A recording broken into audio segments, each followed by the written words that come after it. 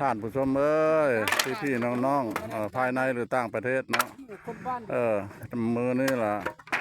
มาเป็นบรรยากาศตอนค่ำเนาะประมาณ5 โมง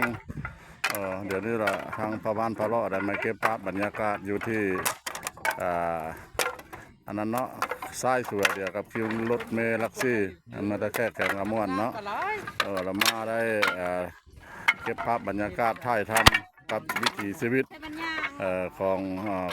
ชุมชนหรือครอบครัวเนาะเพิ่นก็บ่ได้ไปเฮ็ดเวียกงานทำอย่างเพิ่นก็เลยเฮ็ดเวียกเสริมเพิ่นแล้วก็ได้ซื้อนี่ละเศษไม้นี่เป็นเศษไม้ดูเศษไม้ดูเอาออกมาจาก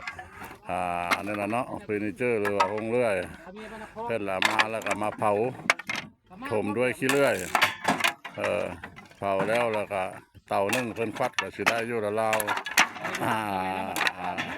ร้อยปลายซอบเนาะ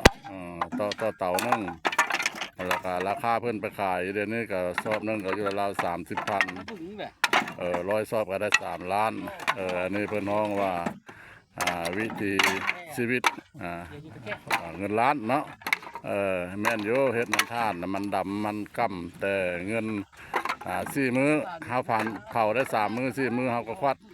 ก็เห็นหน้าเงินล้านแล้วท่านผู้ชมอันนี้คือรถหุ่นใดเพิ่นเนาะเพิ่นแก้ไม้มาส่งแล้วก็ผู้นี้ก็ประจำอยู่นี่เลยเพิ่นนอนอยู่นี่ละ